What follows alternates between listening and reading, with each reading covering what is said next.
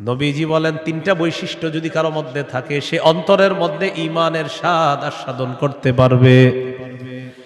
এক নাম্বার, ইয়াকুন আল্লাহু ওয়া রাসূলুহু আহাব্বা ইলাইহি মিম্মা সিওয়াহুমা। আল্লাহ আল্লাহ রসুল ছাড়া যত কিছু আছে সবকিছুর চাইতে আল্লাহ আর তার নবীকে বেশি ভালোবাসা। দুই নাম্বার, ওয়া আইয়ুহিব্বাল মারআ লা ইউহিব্বুহু ইল্লা লিল্লাহ, কোন মুসলমানকে শুধুমাত্র আল্লাহর জন্য ভালোবাসা। তিন নাম্বার, আইয়াকরাহা আইয়াউদা ফিল কুফরি কামা ইয়াকরাহু আইয়ুকযাফা ফিন্নার, আগুনের মধ্যে পুড়ে যাওয়া যেমন অপছন্দ তেমনি ভাবে কুফরি করাটাও এমন অপছন্দ হওয়া। কোটি কোটি টাকা আপনার সামনে রাখা হলো আর বলা হলো আগুনে পুড়ে মারা যাও, আপনি তখন জবাব দিবেন আপনার কি মাথা খারাপ? আগুনে পুড়ে যদি আমি মারা যাই তুই কোটি টাকা দিয়ে আমি করব কি? এবার আপনাকে বলা হলো কোটি কোটি টাকা দেওয়া হবে, তুমি কুফরি করো, আপনি জবাব দিবেন কোটি টাকার বিনিময়ে যেমন দুনিয়ার আগুনে পুড়তে চাই না, তেমনি ভাবে কোটি টাকার বিনিময়ে কুফরি করে জাহান্নামের আগুনেও পুড়তে চাই না। নবীজি বলেন কারো মধ্যে যদি এমন অনুভূতি থাকে আগুনে পুড়ে যাওয়া তার অপছন্দ, তেমনি ভাবে কুফরি করাটাও তার কাছে অপছন্দের, আল্লাহ তাআলা তার অন্তরের মধ্যে ঈমানের স্বাদ তৈরি করে দিবেন, ঈমানের স্বাদ দিবেন। তো এই তিনটার মধ্যে একটা হলো আল্লাহকে বেশি ভালোবাসা। বলেন তো তাওহীদের কয় শর্ত? এক নম্বর, আল্লাহ ছাড়া কোনো ইলাহ নাই, এই বিশ্বাস নিয়ে মৃত্যুবরণ করা। দুই নাম্বার, আল্লাহ ছাড়া কোনো ইলাহ নাই, এটার মধ্যে একটুও সন্দেহ করা যাবে না। তিন নাম্বার, আল্লাহ ছাড়া কোনো ইলাহ নাই, এটা মুখে বলা, অন্তরে স্বীকার করা, বিশ্বাস করা। চার নাম্বার, আল্লাহকে সবচেয়ে বেশি ভালোবাসা। এই চার শর্ত পূরণ করে আমরা যেন কবরে যেতে পারি, আল্লাহ তাআলা তৌফিক দান করেন। এরপরে আল্লাহ বলেন ওয়াল্লাহু সামিউন আলিম, আল্লাহ সর্বশ্রোতা সর্বজ্ঞানী। এটা হলো সূরা বাকারার 256 নম্বর আয়াত। এখন আপনাদেরকে 56 নম্বর আয়াত থেকে জিজ্ঞাসা করতে চাই, একটা হলো তাগুতের দল আর একটা হলো আল্লাহর দল। দুনিয়াতে মৌলিকভাবে মানুষের দল দুইটা, একটা হলো হিজবুল্লাহ আল্লাহর দল, আর একটা হিজবুশ শয়তান শয়তানের দল। এই দুই দল মৌলিকভাবে মানুষের মধ্যে সূরা মুজাদালায় দুই দলের কথা আছে। তো এই দুই দলের মধ্যে আমরা কার দলে থাকবো? আল্লাহর দলে না শয়তানের দলে? আল্লাহর দলে আমরা যারা থাকবো আল্লাহ আমাদের অভিভাবক হয়ে যাবে। এই কথাটা আল্লাহ সূরা বাকারার 257 নম্বর আয়াতে বলতেছে, মন দিয়ে শুনেন কি বলে। আল্লাহু ওয়ালিয়ুল্লাযীনা আমানু, যারা ঈমানদার তাদের অভিভাবক আল্লাহ। সুবহানাল্লাহ। আপনারা মাঝে মাঝে এমনি দোয়া করতে পারেন না, আল্লাহ আপনি আমার অভিভাবক, আল্লাহ আপনি অভিভাবক। আল্লাহ সূরা বাকারার 257 নম্বর আয়াতে বলছেন আপনি আমার অভিভাবক। আল্লাহ আমি তো সমস্যায় আছি, আমারে সমাধান করে দেন। এভাবে বলতে হবে, আল্লাহ আপনি বলছেন আপনি আমার অভিভাবক, আল্লাহ আপনি আমার সমস্যা সমাধান করে দেন। এইভাবে আল্লাহকে বলতে হবে।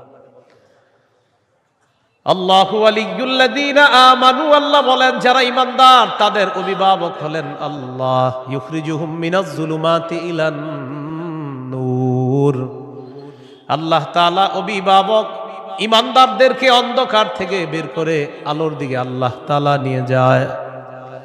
ওয়াল্লাযীনা কাফারু আউলিয়াউহুমুত তাগুত, আর যারা কাফের তাদের অভিভাবক হলো শয়তান। বলেন তো ঈমানদারের অভিভাবক কে? কাফেরের অভিভাবক কে? উলাইকা আসহাবুন নারি হুম ফিহা খালিদুন, আল্লাহ বলেন যারা তাগুতের অনুসারী তারা চিরস্থায়ীভাবে জাহান্নামে থাকবে। বলি নাউজুবিল্লাহ। তাগুত বলা হয় যত সীমা লঙ্ঘনকারী আছে জালেম, সব তাগুত।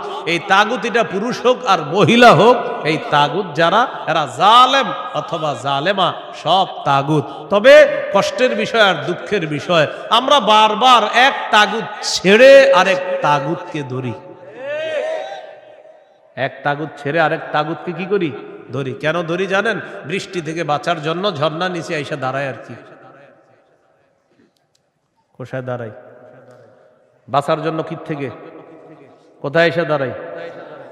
এক তাগুতকে ছেড়ে আরেক তাগুত ধরা, মানে বৃষ্টি থেকে বাঁচার জন্য ঝর্ণার নিচে এসে তার ভাই কিছু ঘটনা কি, ঝর্ণার নিচে কেন? আর বললেন না বাইরে বৃষ্টি, তো এনে কি?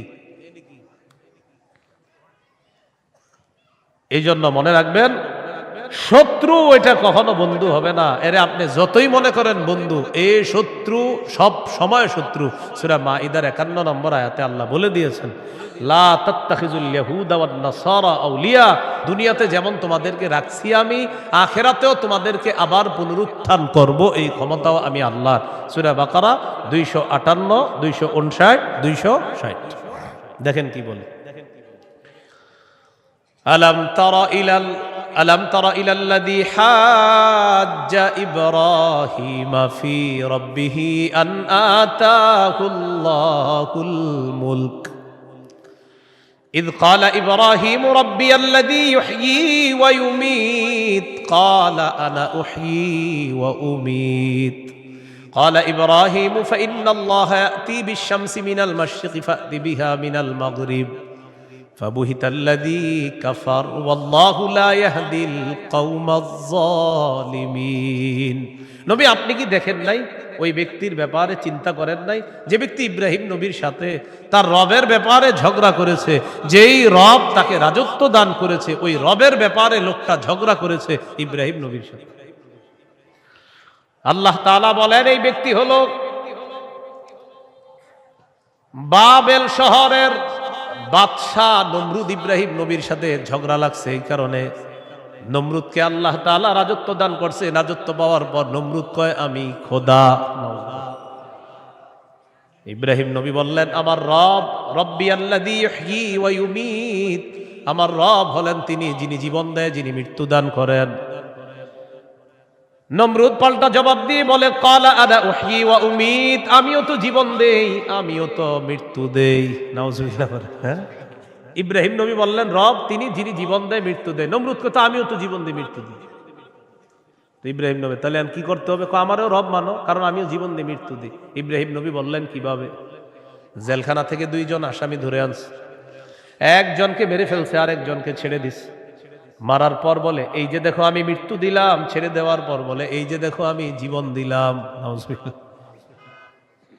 কি ইন্টারন্যাশনাল পদ্ধতির জীবন মৃত্যু! হ্যাঁ, 2 জনকে ধরে আনছে, একটাকে হত্যা করছে, আরেকটাকে ছেড়ে দিছে।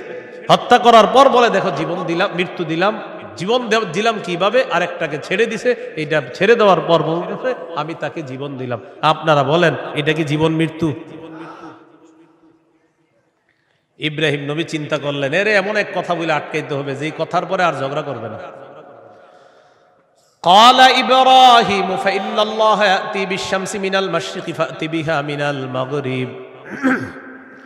ইব্রাহিম নবী বললেন, আমার রব আল্লাহ প্রতিদিন সূর্য পূর্ব দিক থেকে উঠায়, তুমি পশ্চিম দিক থেকে উঠায় দাও। তুমিও তো রব, তোমার দাবি অনুযায়ী। নাউজুবিল্লাহ। ফাবুহিতাল্লাযী কাফার, আল্লাহ তাআলা বলেন যে ঝগড়া করছে নমরুদ কাফের, ধরাশয়ী হয়ে গেল, ঝগড়ায় হেরে গেল। মুফাসসিরিনে কেরাম বলেন, নমরুদ পাল্টা বলতে পারতো, ইব্রাহিম আমি সূর্য পশ্চিম দিক থেকে উঠাতে পারবো না, তোমার রব আল্লাহ প্রতিদিন পূর্ব দিক থেকে সূর্য উঠায়, আমি তো পারবো না। তুমি তোমার রব আল্লাহকে বলো সূর্যটা যেন পশ্চিম দিক থেকে উঠায় দেখায় দেয়। মুফাসসিরিনে কেরাম বলেন, নমরুদ বুঝে শুনেই পাল্টা চ্যালেঞ্জ দেয় নাই। কেন দেয় নাই? নমরুদ কিন্তু চ্যালেঞ্জ দিতে পারতো পাল্টা, ইব্রাহিম তুমি আমারে বললা আমি যেন সূর্য পশ্চিম দিক থেকে উঠাই, তোমার রব যেহেতু পূর্ব দিক থেকে উঠায়, তো পাল্টা প্রশ্ন করতে পারতো নমরুদ, ইব্রাহিম আমি তো পারলাম না, তোমার রব আল্লাহকে বলো আল্লাহ যেন সূর্যটা পশ্চিম দিক থেকে উঠায় দেখায়।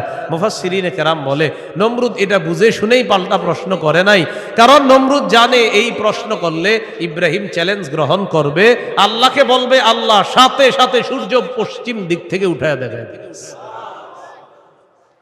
আর এটা যদি করে ফেলে নমরুদের দল ছোট হয়ে যাবে, হালকা হয়ে যাবে। এই জন্য নমরুদ আর পাল্টা চ্যালেঞ্জ দেয় নাই। বলেন তো নমরুদকে রাজত্ব দিয়েছিল কে? দেওয়ার পর বলে আমি খোদা। কি বলে? আমি খোদা।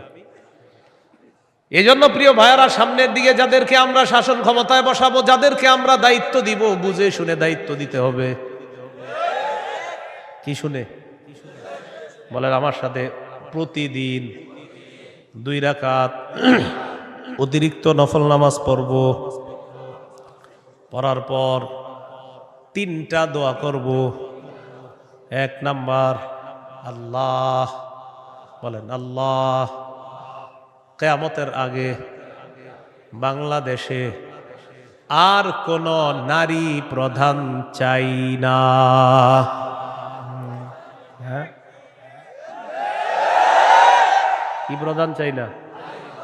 সবাই জোরে বলেন কেন? আরো জোরে বলেন, আরো জোরে, আরো জোরে।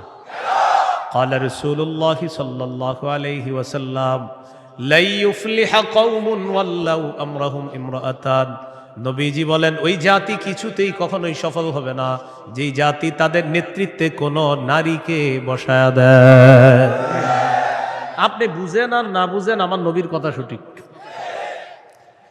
তো এই জন্য এই একটা বিষয় দোয়া করবেন। 2 নাম্বার দোয়া, বলেন আল্লাহ, মরার আগে বাংলাদেশে শরিয়া আইন দেখে যেতে চাই। কি আইন? দেয়ালে দেয়ালে লিখে দিবেন, শরিয়া আইন চায় না তারা, বলেন, কোন না কোন অপরাধে অপরাধী যারা, বলেন আমার সাথে, শরিয়া আইন চায় না তারা, কোন না কোন অপরাধে অপরাধী যারা। চোর শরিয়া আইন চাইবে না, হাত কাটা যাবে। ধর্ষক শরিয়া আইন চাইবে না, তাকে পাথর মেরে হত্যা করা হবে, তার উপর ইসলামের শাস্তি প্রয়োগ করা হবে। এই জন্য ধর্ষক চাইবে না, চোর চাইবে না। আমাদের দেশে যদি আসলে শরিয়া আইন চালু হয়, বিগত দিনের শুধু চুরির বিচার করতে করতে সুপ্রিম কোর্ট, হাইকোর্টের বিচারপতিরা ক্লান্ত হয়ে যাবে। শুধু চুরির বিচার হলে, কিসের বিচার? এটা 2 নাম্বার দোয়া করবেন। 3 নাম্বার দোয়া, বলেন আল্লাহ, আমাদের দেশে এমন একজন শাসক দিয়ে দেন যেই শাসক মৌলিক 4টি কাজ করবে। 1 নাম্বার, নামাজ কায়েম করবে। 2 নাম্বার, যাকাত প্রতিষ্ঠিত করবে। 3 নাম্বার, সৎ কাজের আদেশ করবে। 4 নাম্বার, অসৎ কাজের নিষেধ করবে। সবাই বলেন দলিল, বলেন দলিল। সূরা হজ 41 নম্বর আয়াত। কোন সূরা? কত নম্বর আয়াত? এই আয়াতে আল্লাহ বলেন, আল্লাযীনা ইম্মাক্কান্নাহুম ফিল আরদি আকামুস সালাহ ওয়া আতাউয যাকাতা ওয়া আমারু বিল মারুফি ওয়া নাহাউ আনিল মুনকার। আল্লাহ তাআলা বলেন, আমি যাদেরকে দুনিয়ার শাসন ক্ষমতায় বসাই তাদের মৌলিক কাজ হবে 4টা। 1 নাম্বার, আকামুস সালাহ, তারা রাষ্ট্রীয়ভাবে নামাজ কায়েম করতে হবে। রাষ্ট্রের প্রত্যেকটা নাগরিক যেন নামাজ পড়ে, এই দায়িত্ব পালন করতে হবে। 2 নাম্বার, ওয়া আতাউয যাকাত, যাকাতের বিধান রাষ্ট্রীয়ভাবে চালু করতে হবে। আমাদের দেশে যদি রাষ্ট্রীয়ভাবে যাকাতের বিধান চালু হয়ে যায় আর সব ধনীরা যদি 1 বছর যাকাত আদায় করে, কয় বছর? ওই বছর সুদ বলবে, যাকাত তুমি ভালো থেকো, আমি সুদ বিদায় নেই। কয় বছর? 1 বছর যদি যাকাত যারা দেয়, এরা যদি দেয়, সুদ বলবে, যাকাত তুমি থাকো, আমি চলে যাই, কারণ আমার আর থাকার জায়গা নাই। বলেন আমার সাথে, সুদে ফকির আরো ফকির হয়, যাকাতে ফকির আরো ধনী হয়। দলিল ইবনে মাজাহ 2279 নম্বর হাদিস। আবার বলেন, বলেন, সুদে ফকির আরো ফকির হয়, যাকাতে ফকির ধনী হয়। বলেন আমাদের এই রাষ্ট্র সুদ ভিত্তিক হওয়ার কারণে এখন আমরা সবাই মোটামুটি ভিক্ষুক। কারণ আমাদের প্রত্যেকের মাথা পিছু 1,07,000 টাকা ঋণ। তো আপনি কোথায় ধনী? সুদের শেষ পরিণতি ভিক্ষা। এটা আপনার যদি বুঝে না আসে, কিছু করার নাই। আমার নবীর কথা যেটা বলবে নবী, আজ হোক কাল হোক, সেটা ফলবেই, কোনো সন্দেহ নেই। তো আমরা দাবি করি 90% মুসলমান, এখানে অর্থ ব্যবস্থা সুদ ভিত্তিক। এই জন্য আমরা স্লোগান পাল্টাবো, বলেন দারিদ্র বিমোচনে সুদ নয় যাকাত। বলেন তো দারিদ্র বিমোচনে কি? দারিদ্র বিমোচনে সুদ নয় যাকাত। এগুলা দেয়ালে লিখে দিবেন যে দারিদ্র বিমোচনে সুদ নয় যাকাত। লিখে দিবেন দারিদ্র বিমোচনে সুদ নয় যাকাত। লিখবেন সুদে ফকির আরো ফকির হয়, যাকাতে ফকির আরো ধনী হয়। নমরুদকে রাজত্ব দিছে আল্লাহ তাআলা, সে এখন বলে আমি খোদা। বলেন নাউজুবিল্লাহ। বলেন জীবন মৃত্যু কে দেয়? এটা হলো সূরা বাকারার 258 নম্বর আয়াত। 259 নম্বর আয়াতটা শোনার আগে আগে বুঝেন, এক ব্যক্তি এক এলাকার সামনে দিয়ে যাইতেছে, যাওয়ার সময় দেখে কি এলাকার সবগুলা ঘর বাড়ি ছাদের উপরে পড়ে রয়েছে, নিচে ছাদ উপরে ঘর বাড়ি। আপনাদের এলাকার ছাদ কি নিচে থাকে না বাড়ির উপরে থাকে? কয়েকজন কইছে মানে অন্যদের ঘর বাড়ির ছাদ নিচে থাকে, ঘর বাড়ির ছাদ কই থাকে? এটা প্রথমে বললেন না কেন? মানে প্রথমে কয়েকজন কইছে কয়েক উপরে, মানে অন্যদের ছাদগুলা নিচে, আপনাদের ঘর বাড়ির ছাদ কই? তো এই কথাটা প্রথমে বললে সমস্যা ছিল কি? এক ব্যক্তি যাইতেছে এক এলাকার সামনে দিয়ে, যাওয়ার সময় দেখে ঘর বাড়ি সব ধ্বংস হয়ে পড়ে রয়েছে, নিচে হইল ছাদ উপরে ঘর বাড়ি। উনি এই বিষয়ে দেখা সাথে সাথে বললেন আল্লাহু আকবার, আল্লাহ কত মহান, এদেরকে ধ্বংস করলেন আল্লাহ, আবার আল্লাহ কিভাবে জিন্দা করবে এটা ওনার সন্দেহ না, এটা ওনার কি না সন্দেহ না, এটা উনি বিস্ময় প্রকাশ করতেছে, আল্লাহ কত মহান, আবার কিভাবে আল্লাহ জিন্দা করবে, এটা মুখ দিয়ে বলে ফেলছে। সাথে সাথে আল্লাহ তাকে মৃত্যু দিচ্ছে, 100 বছর মৃত অবস্থায় রাখছে। কয় বছর? 100 বছর মৃত অবস্থায় রাখছে। 100 বছর পর জিন্দা করছে। জিন্দা করার পর তাকে জিজ্ঞাসা করলেন আপনি কয় বছর মৃত অবস্থায় ছিলেন? তো জবাব দিলেন 1 দিন বা আধা দিন। আল্লাহ তাআলা বললেন আপনি 100 বছর ছিলেন মরা। কয় বছর? ওই যে উনি বলছিলেন মরাকে আল্লাহ কিভাবে জিন্দা করবে, আল্লাহ দেখাই দিতেছে। আপনার খানা পানির দিকে তাকান, তো তাকাইছে খানা পানির দিকে, তাকায় দেখে খানা পানি পচে নাই। সুবহানাল্লাহ। কয় বছর? এবার আপনার গাদার দিকে তাকান, তো তাকাইছে গাদার দিকে, গাদাটার কি অবস্থা? দেখে কি গাদা পচে গলে মরে মাটির সাথে মিশে গেছে। আল্লাহ তাআলা বুঝায় এই জন্যই তো আমি আল্লাহ। সুবহানাল্লাহ। এবার আল্লাহ তাআলা বললেন দেখেন গাদার অস্থিগুলা মাটির সাথে মিশে গেছে, আমি এগুলারে উঠাই। তো হাড্ডি উঠাইছে, উঠানোর পর এটার উপরে আল্লাহ গোস্তের প্রলেপ দিয়ে এটার মধ্যে প্রাণ সঞ্চার করে আবার গাদা জিন্দা করে দিচ্ছে। বলেন মৃতকে জিন্দা করে কে? এই কথাটাই আল্লাহ তাআলা বলেন আউকাল্লাযী মাররা আলা ক্বরিয়াতি ওয়া হিয়া খাবিয়াতুন আলা উরুশিহা।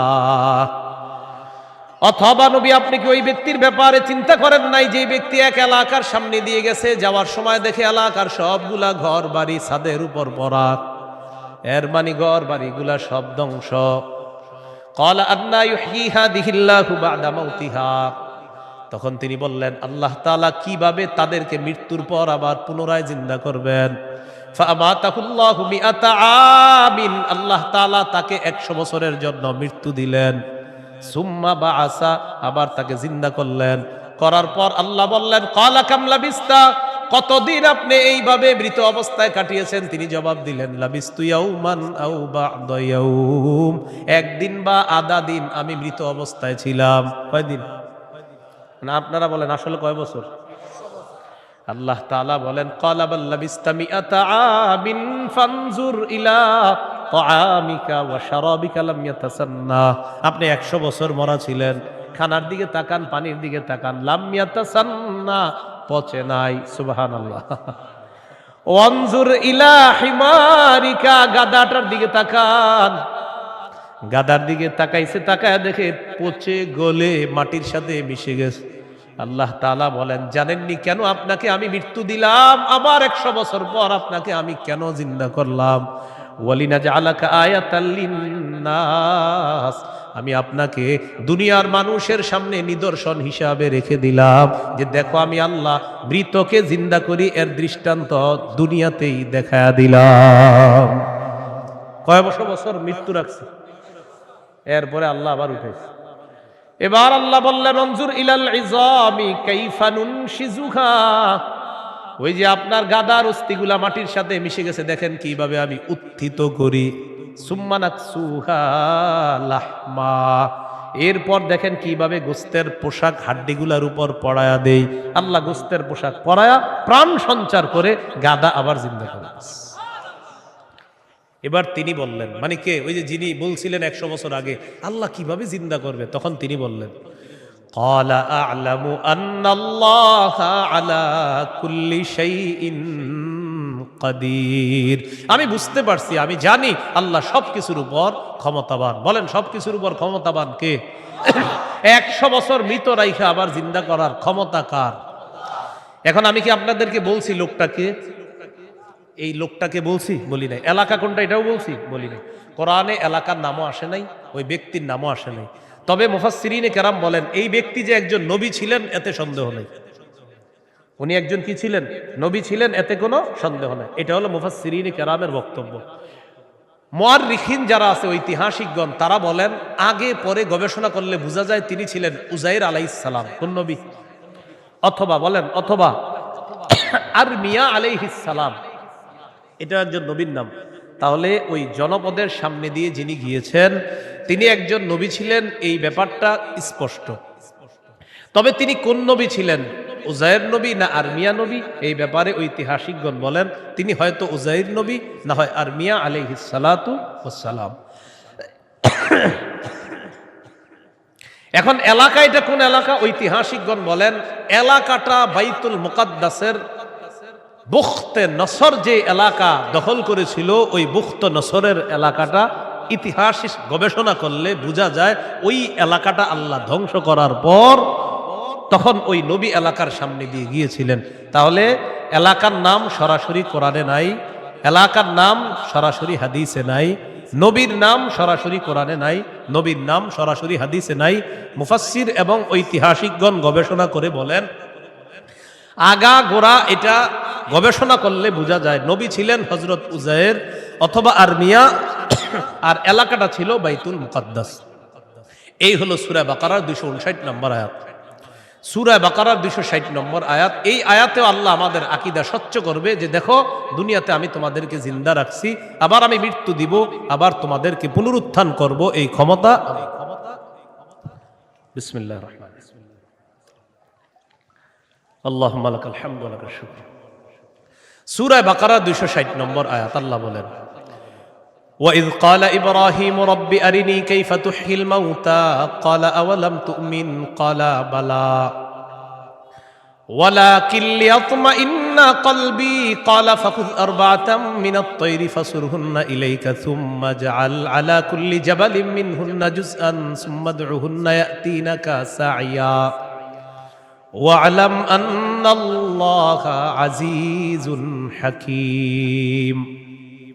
স্মরণ করুন ওই সময়কে যখন ইব্রাহিম নবী বললেন রব্বি আরিনি কাইফা তুহিল মাউতা, আল্লাহ আপনি আমাকে দেখান আপনি কিভাবে মৃতকে জিন্দা করেন। আল্লাহ তাআলা বললেন ক্বালা আওয়ালাম তুমিন, ইব্রাহিম আপনি কি বিশ্বাস করেন না? ইব্রাহিম নবী জবাব দিলেন ক্বালা বালা ওয়ালাকিন লিয়াতমাইন্না কলবি, আল্লাহ অবশ্যই বিশ্বাস করি, তবে আমার অন্তরের প্রশান্তির জন্য আমি জানতে চাই আল্লাহ আপনি কিভাবে মৃতকে জিন্দা করেন। ভাই 259 আর 260 নম্বর আয়াতে একটা বিষয় কিন্তু মনে রাখেন, আমি আবার বারবার বলতেছি কথাটা। 259 নম্বর আয়াতে ওই যে নবী বললেন আল্লাহ কিভাবে মৃতদেরকে জিন্দা করবেন, এটা কিন্তু নবীর সন্দেহ না। আবার বলছি এটা কি না?